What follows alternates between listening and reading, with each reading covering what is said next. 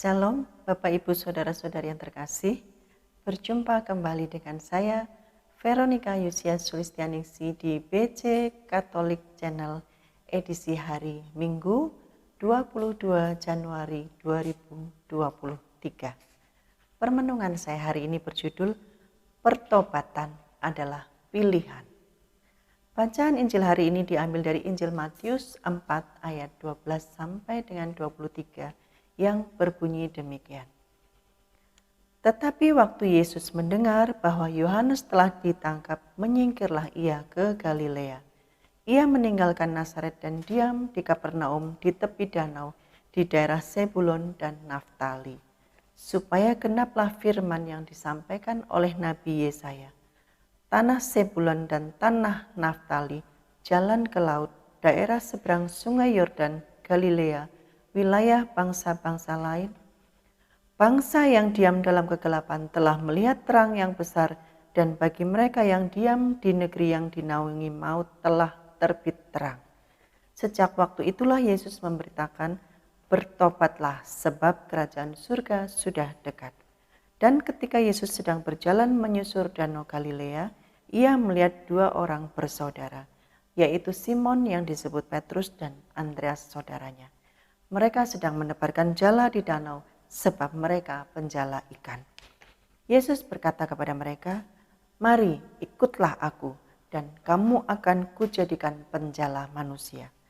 Lalu mereka pun segera meninggalkan jalannya dan mengikuti dia. Dan setelah Yesus pergi dari sana, dilihatnya pula dua orang bersaudara, yaitu Yakobus anak Zebedeus dan Yohanes saudaranya, bersama ayah mereka Zebedeus, sedang membereskan jala di dalam perahu. Yesus memanggil mereka, dan mereka segera meninggalkan perahu serta ayahnya lalu mengikuti dia.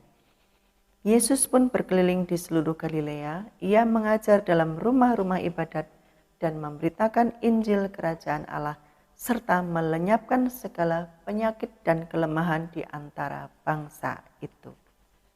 Demikianlah sabda Tuhan, terpujilah Kristus.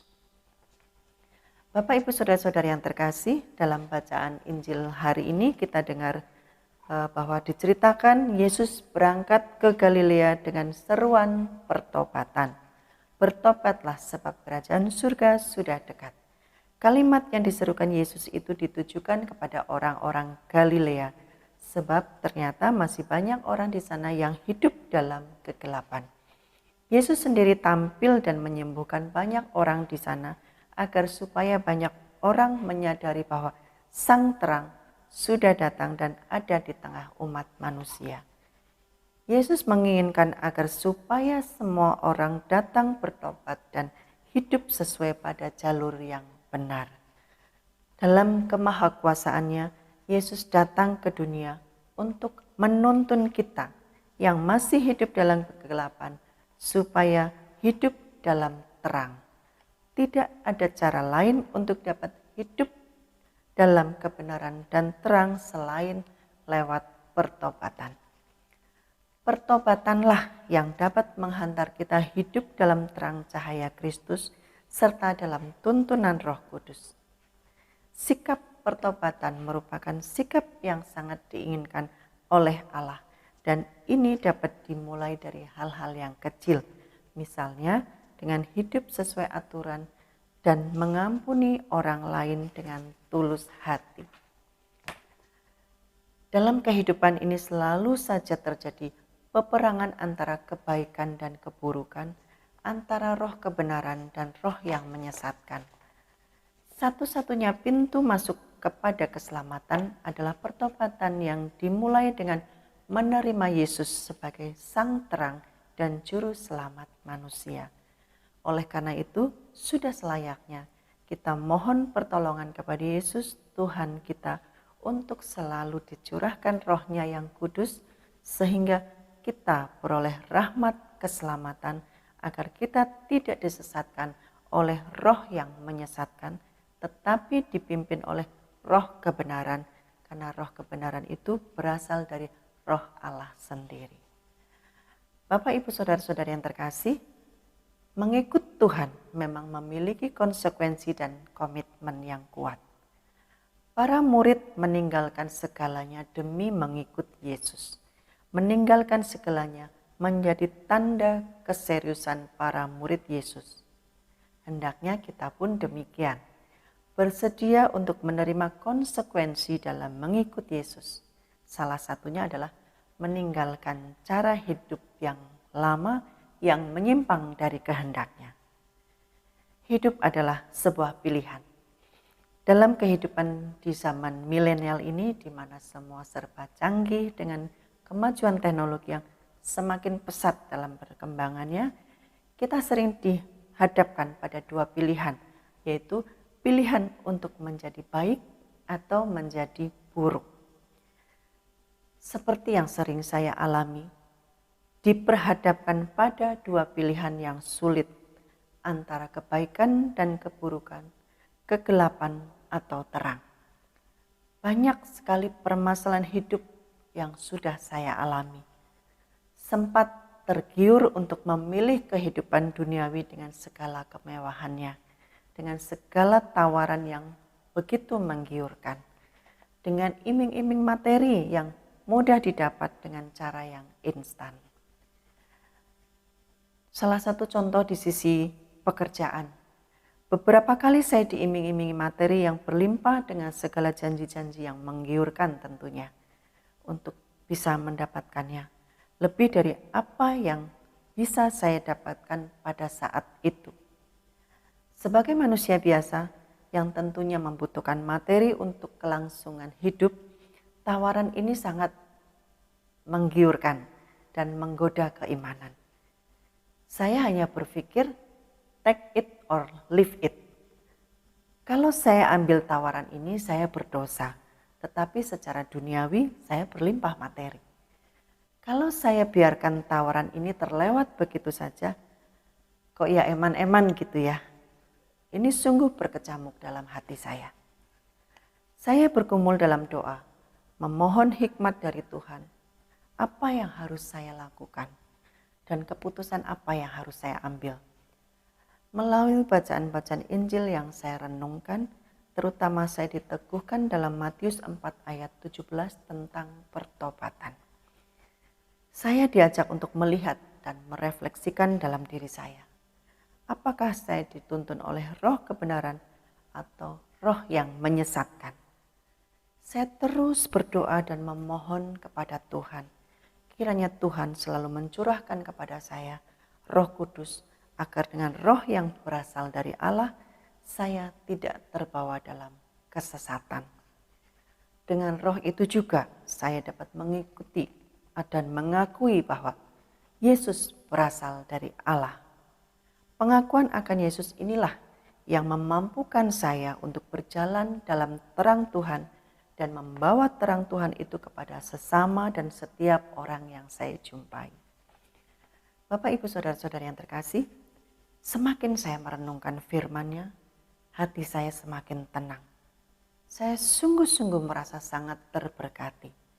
Banyak masalah yang saya hadapi semakin membuat saya mempunyai hubungan yang intens dalam bertemu muka dengan Tuhan setiap hari.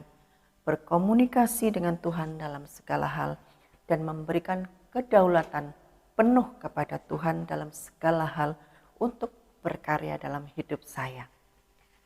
Saya tetap dalam keputusan untuk terus mengikut Yesus yang berarti siap meninggalkan cara hidup yang lama yang tidak sesuai dengan firman Allah, berganti dengan cara hidup yang baru untuk terus mau dibimbing dalam terang Roh Kudus.